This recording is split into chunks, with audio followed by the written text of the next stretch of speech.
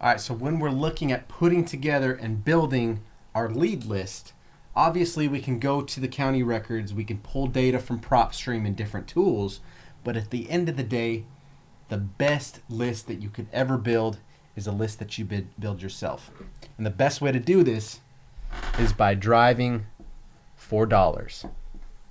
Now, driving for dollars is just what it sounds like, right? But you're literally getting in the car and you're going down these streets, right? Neighborhood streets, and you're looking for vacant, abandoned, distressed, or some type of issues on these houses where the house looks like it needs a little bit of an uplift, right? Yep. So I have my boy Aubrey step in today. Aubrey, glad to be here. Yeah, bro. Aubrey's crushing. We've closed a few deals over the past year. Yep. Together. Been a little stagnant lately, but it's part of the hustle. I'm telling you, bro, out of winter season, bro, like a lot of investors across the industry, business just slowed down, dude. Like, inventory was super low. Yeah. A lot of people trying to hold on because feeling like, FOMO.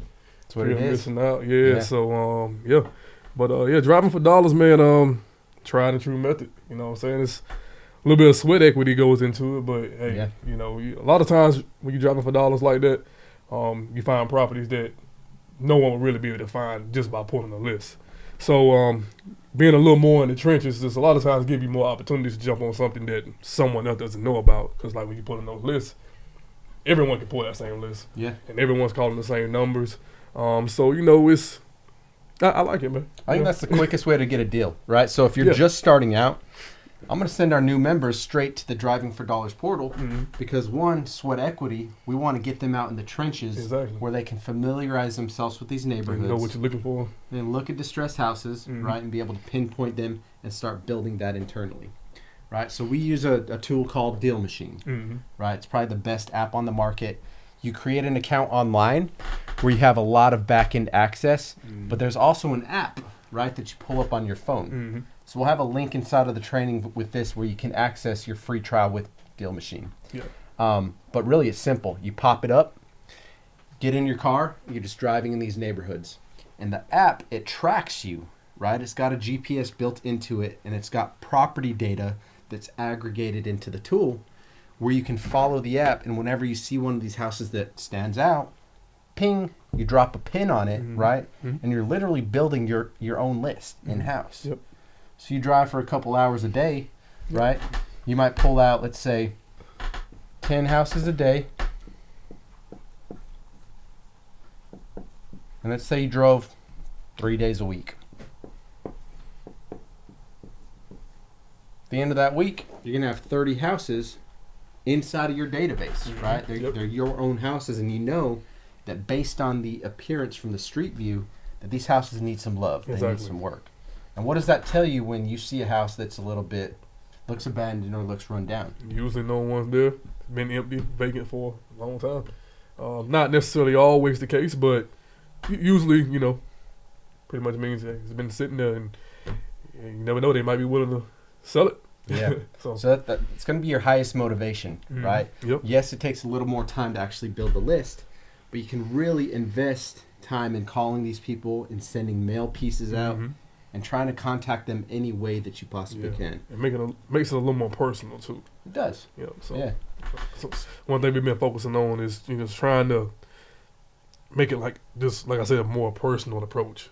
A lot of times people look at these big institutional buyers and they kind of get a little scared off versus the average, I hate to say Joe Blow, but the average investor, the average local investor riding by, it's just a little more personal approach. So, and we talk about that a lot inside of the training as well. Like, what are we doing? What is our marketing message that's going to separate us, differentiate us from everyone else? Right? We want to stand apart from the competition. Now, there's a couple mail pieces that we like to use because they do stand out, right? They're like the postcards, but they're the half size, right? A lot bolder, but a lot of different strategies with it. But in this case, your marketing message is everything, or how you talk to that seller and how you build rapport. But for people that are just starting, right, we want to highlight some of those distress points that you're looking for. So when you're driving for dollars, what are the top things that you're looking for when you're cruising down the street? So something that stood out to me was the most, I drive through a lot of the areas, day to day driving, and as I'm driving through these excuse me, as I'm driving through these neighborhoods and I'm seeing certain houses, a lot of the times I look at the trash can. So of course, trash get picked up every week. So if I drive by this house one day, okay, trash cans in the same spot. And drive by this house again the next week, trash cans in the same spot, and that was kind of like a niche type of thing that I look for in properties. Or if it's trash day, who didn't take their trash to the road? Exactly. Right? So, little stuff like that. Of course, the obvious. You see broken windows. A lot of the times, no trespassing signs. Just high grass. Just anything would make it look like no one's been living in that property. I look at the driveway a lot too. Like when there's a lot of pine needles. Exactly. And you can tell a car, no traffic has gone over that driveway in months, right? Exactly, yeah. I always look at the driveway, and if it's just covered in debris and leaves and shrubs. And like I said, some of these, especially like with the trash can thing, and I'm hitting back on it because a lot of times properties won't necessarily look distressed for it to have been sitting there vacant for a long time. And, a lot of times, sometimes you can miss out on a lead like that, possibly, just by it not necessarily looking like it's vacant. So you try to find different little ways to see if that property, may actually be vacant without it looking obviously distressed. Because some people have a property and they actually keep it up just because they don't want to, the county or something to come by and, get them a violation for something like that. So, so it's, all this is good.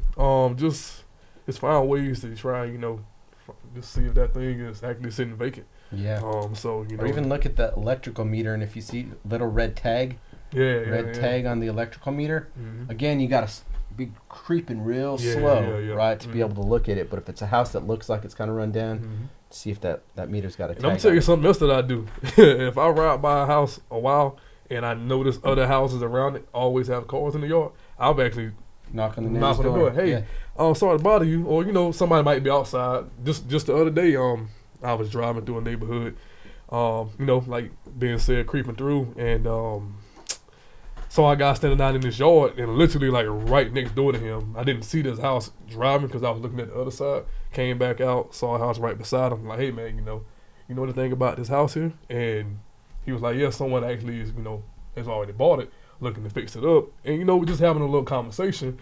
And within that conversation, he actually told me that he was thinking about selling his house in a couple of years. So just by having just a little brief conversation, you might have missed out on this one, but you never know what you could get out of someone else. And someone that's been living in that area for a long time can actually tell you probably what's going on in that area. Just because you didn't have that one opportunity, now you still give yourself a shot at something down the road. I'm glad you brought that up, bro, because we're always in this hustle mentality. How can I get more leads and build my list and call more people and line up contracts, right? But we miss the relationship aspect and the bigger picture things, right? So everything that you do, like the door knocking is a perfect example. You want to get more in. If there's a house that is in a neighborhood that you really want to find a house, or your buyers want a house, right? But had your eye on it for months, right? You want to get that insight. The best way to do that is go talk to the neighbors. And guess what? The neighbors might just give you a warm handoff and give you their phone number or tee up an appointment so you can meet them in person. And that's almost as strong as a referral from someone inside your network. Yeah, you never know. Like, he was telling me just like how he knew some people in the same space that we were in, and you just try to find a way to create that opportunity. Don't just drive by and be like, oh, because I could have just been like, oh, well, someone already got that one. Okay, cool. But I went a little step further, and as you spend time in the business, it's almost natural. So I just asked him. I'm like, hey, well, at that point after talking with him, that's when I introduced myself. I was like, well, hey, I'm Aubrey. I got a partner or whatnot. Would you be cool if we gave you a business card? And he was like, cool. And that's when he went into telling me, he was thinking about in a couple of years maybe selling his property. So just because I had that conversation with him, he should remember me. And if he ever thinks about giving us a call, because he had that card, and those are very important. Business cards, you can go on Vistaprint, you can order 500 cards for $50-$60. Or get some door knockers. And door knockers too. So definitely Vistaprint. I actually do graphic design on the side, so I was able to kind of come up with my own design for those. But Vistaprint also has little templates too, so you don't have to get fancy with it, as long as it has your business and obviously a way for them to contact you. Yeah, you're good to go. That's very cheap, not costly at all, and it's just something just to keep on hand because you just never know who you're gonna run into. And if you're giving them that card, the average person is gonna throw it in their wallet and probably forget about it. But just because I took the step to have that little brief conversation, it's a little more, for them to keep you in the back of their mind versus just, hey, take this card and. I got a question before we jump in the car and we drive for dollars in person. So when you talk to that guy, the neighbor at the house, right? Hey, I might be interested in selling in a couple years. How are you keeping note of that? How are you aggregating that contact and putting him into the system? Like, you can manually enter information into DealMachine, right? Where boom, just put it on your list. Or what would be your strategy, right? Where you're going to keep this guy? Because again, this is coming from experience. Dude, I've had these opportunities where I'm just, good conversation, and I have all the intention of going back. But I never put it inside of my database, and I freaking missed the mark. I guarantee someone along the way. And to be completely honest, you just brought that to my attention. I guess, at least for me, it's certain things that I just don't forget, if that makes sense. Like, I can retain certain information that's very important. Like, I won't forget I had that conversation with that guy because, like I said, just I guess that particular area that I was in, it's an area that I've been kind of driving in. So anytime I go past it, it's gonna kind of trigger in my mind, and life happens. So me personally, like you said, jot that down within, like your DealMachine, or I try to keep a lot of notes in my phone because I know I'll never get rid of my phone. So if it's something that stands out to me that's very important, a lot of times I'll put it in my notepad on my phone. And something would trigger me at some point, but because I my phone now, I got notepad stuff from like 3-4 years ago, so I could delete it, but it's information that I jotted down because at one point it was very important.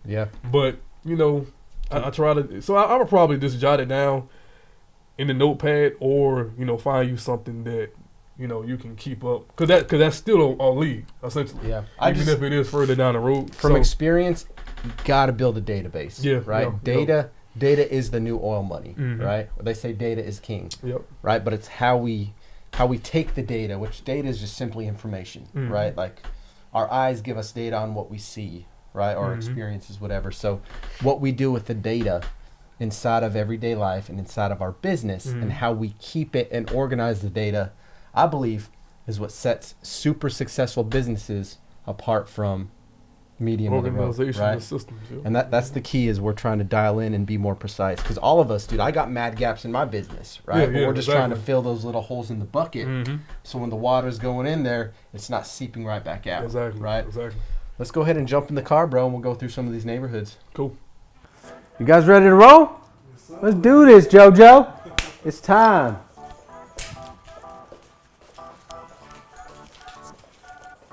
Boom, boom, boom, boom, boom. All right, guys. So we got the DealMachine app pulled up, and we are heading out from the office right off Hardin Street. Now, what we're going to do, we're going to cruise some of these neighborhoods right behind the office, which happens to be in the Waverly district. And me and Aubrey are going to go by, point out, and look for some houses that look a little bit run down and distressed. We'll ping them, add them to the list, and then show you guys how we can either export them or send out mail pieces from there. Let's ride. So once you hit drive, you can either plan your route and actually draw out and map out the streets that you want to hit so you can follow it along, or you could just do free drive. And what that does is it tracks the area that we're driving so that we don't track behind our steps again, right? Smart system allows us to dive in. Now, what we're looking at with these houses, right, is some signs of distress. Like over here, if you toggle to that side, Andy, you can see these yards look pretty well kept, right?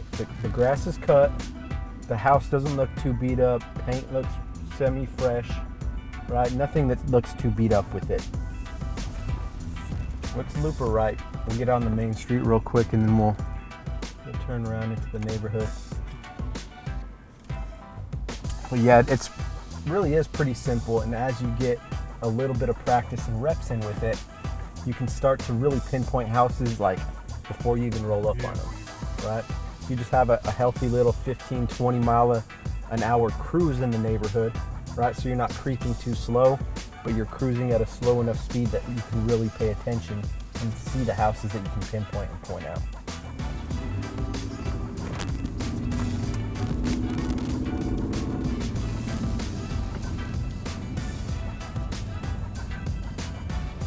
For those of you that are familiar with Columbia, you guys know exactly where we're at.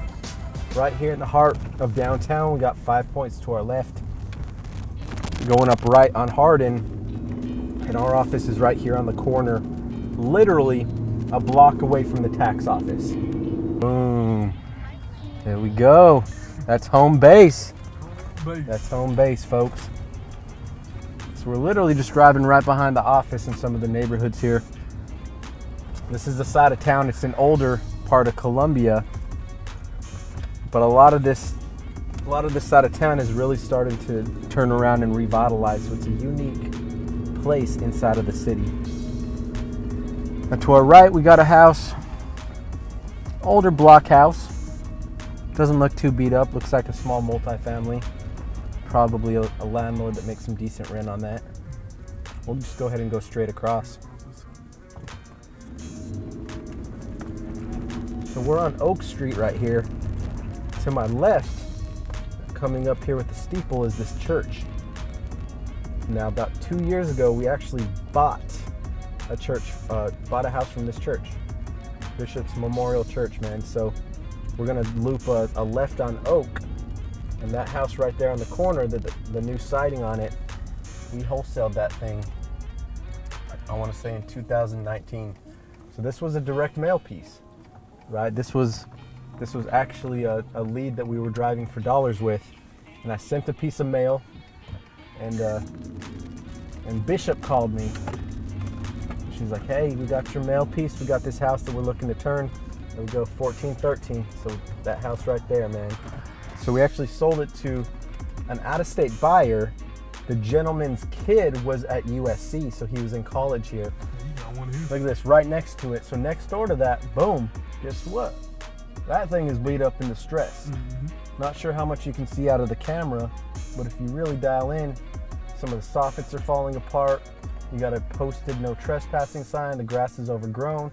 Clearly, there's either someone not living there or it's just not well taken care of, right? So we're gonna point right there. We know that that's 1417. It's an absentee owner. Boom. I just added that to the list, right? And inside of here, you can also see your deal finding team. So if you have different people who are driving for dollars, a great person to bring on this team would be a UPS driver, Amazon driver, Uber, Lyft, people that are already driving in these neighborhoods, and you can actually recruit people to look for these houses. And if they happen to ping one on the list that's tracked through the app, you can pay them a $1,000 referral fee, just like that. So we're cruising along.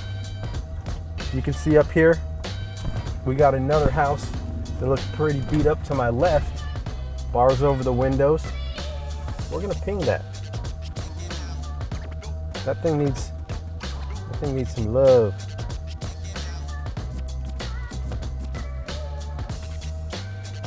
Corporate owned. It's owned by 1500 Heights. So this is clearly an investor.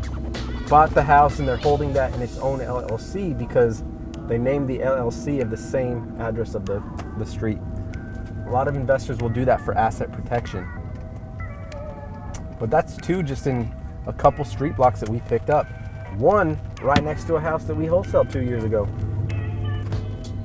On this video, I should pop up the hood with that just to show them we did it. Yeah, that'd be cool. Yeah, that's the only house we've ever bought from a church so far. Actually, that's the only one we've closed so far. We have 14 lots under contract from a church. They're kind of in the middle of nowhere, and some of them are in the flood zone, but we might put them on stilts. So this one stands out because the grass is overgrown, but you can see someone lives there.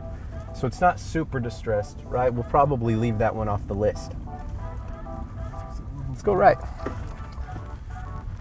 But you can see, because we are in the heart of downtown, a lot of these houses were a lot older and run down, but investors are starting to come in and pick them up and turn them around. So in the next 5-10 years, see, that one looks a little older. It's not super distressed, but you got the window units and stuff. You can just tell that it's not super well kept. You know, the person doesn't have quite as much interest in really keeping that property up to date, right?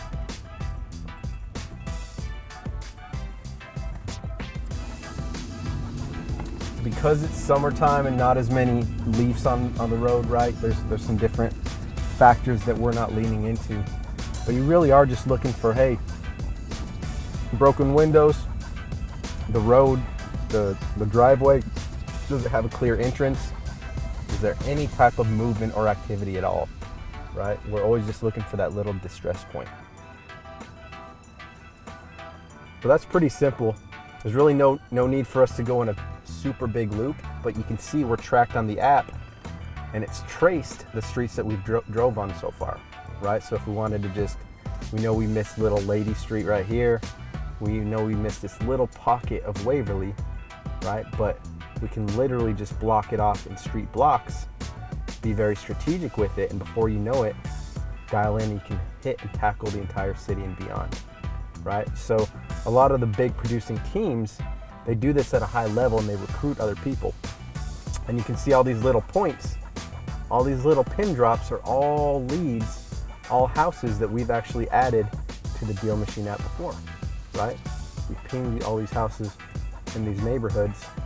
So that's the list that we have running internal in the back end. And you can see the leads that it pulls up if you toggle down with the leads thing below. And it's all listed right there, right? Pretty cool stuff. And you can see Jackson, Mississippi in that mix. We actually had a deal finder driving for dollars in the Jackson market for us. But yeah, a lot of cool things you can do with it. You can send mail directly out of it. One of our favorite things to do is we simply download and export the leads from within. We'll send them out to get skip traced with our skip tracing company, and we'll work to get these people on the phones, because having those quality conversations is what truly drives conversions.